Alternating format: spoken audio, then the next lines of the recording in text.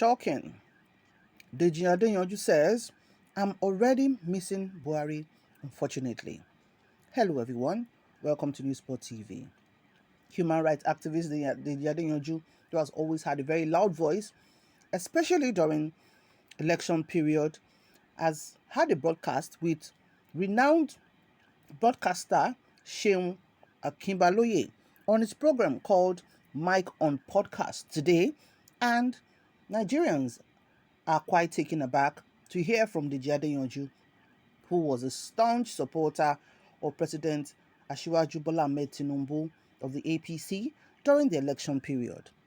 He said, unfortunately, he drove into a filling station and he was quite taken aback. And the reality dawned on him that the fuel he was buying at about 190 naira per litre some weeks ago or some months ago is now about 600 naira plus per litre. And that's sadly so. So now everybody who has been in the active political scene on conversations and discussions would of course remember Deji Adeyanju, who was anti-Tinubu at the point in time, but way before the election, several months before the election, he changed tone and made himself known to be Bola Ahmed Tinubu's supporter. Now, with this coming, I would want you to just watch the program called Mike on Podcast by Seun Akinbaloye for the Independent Mind. The show is about calling people who are able to speak out their minds, especially on political or social issues. Now, let's take some reactions from Nigerians. The first commenter here said, most of these boys speak from both sides of their mouth. We can't keep subsidizing fuel, and that's final. I'm sure that you would have stood a different ground if it was his principle. The hardship will come to an end pretty soon. Shame. Another said, I think it is not that deep. You missed the sarcasm there. However, I will want you to tell me one notable price commodity which price has ever gone from a 300% increase back to 50%. In Nigeria, I'll wait. May I also point out that we all know that the fuel subsidy concept has been a scam. We all know that, and have waited for the removal ab initio. Our grievance is that there are better ways to go about it that couldn't have sent the shock wave your president did with that careless announcement. You can't take away the TV set the children watch in the house because it's a source of distraction from their studies without giving them another option that could cushion the effects of the removal. A thinking leader would have made serious moves to fix our local refineries to an extent before saying subsidy is gone on his inaugural speech. That's completely folly. You stand there and say the hardship will come to an end and pretty soon. For where? Where has it ever happened in Nigeria's history? Are we delusional or that we just learned to lie to ourselves? Have you seen the ministerial list from the president? If you don't see that list as a list of compensation to his cronies who ensured the election victory, then have at it. You are one of the major problems of Nigeria. Another person said, the talk about petrol price is nonsense. I expect someone like Deji Adeyanju to be well informed and not talk that way. Nothing can be done about the fuel price.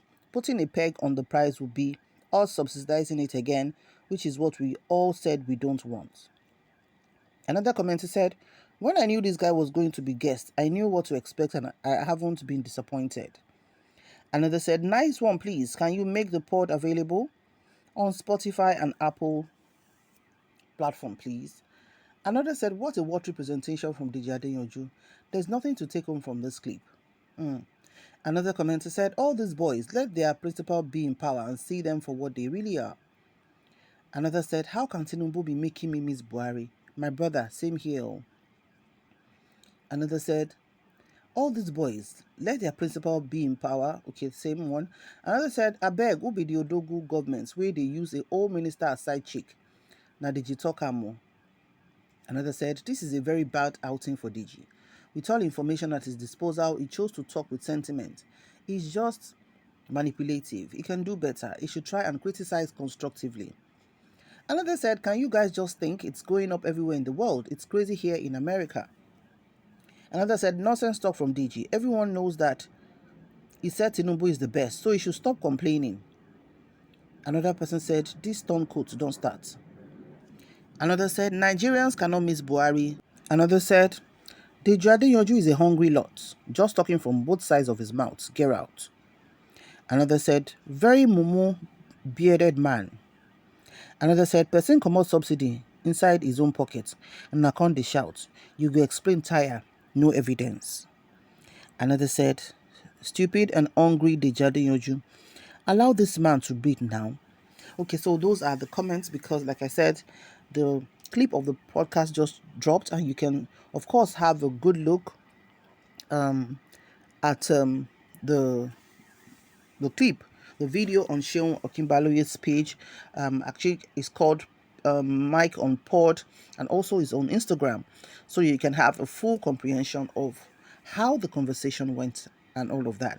Now, a lot of people have decided to be quiet in the midst of all this, especially supporters of the APC, and thinking between being in shock and the question of, are we aware of what is even going on?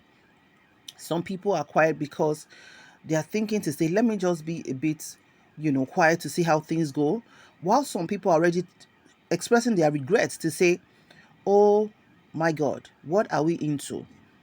Why should Nigerians always be at the end of the stick where they have to bear with suffering, while they have to bear with pains? And this is when they say, contrary to the popular saying that let the poor people breathe. The poor people are not breathing. They are not breathing at all. It's just so, very, very unfortunate. And except the government try to do, it's not about prayer now. Prayer has its own part, it's important. But we have to do what we have to do. Because nobody has told us that the legislators are not earning their salaries and allowances. So why should a poor man on the street, who also has a right to the national resources, if it's equitably distributed in infrastructure and all the other facilities that makes life meaningful to Nigerians, why must the poor man always be the one to bear the blunt part of the stick? We'd like to hear your comments. Please drop it in the comment section below. Thank you so much for watching. Remember to like, share, and subscribe to our channel. We'll see you in the next video. May God bless Nigeria. Bye for now.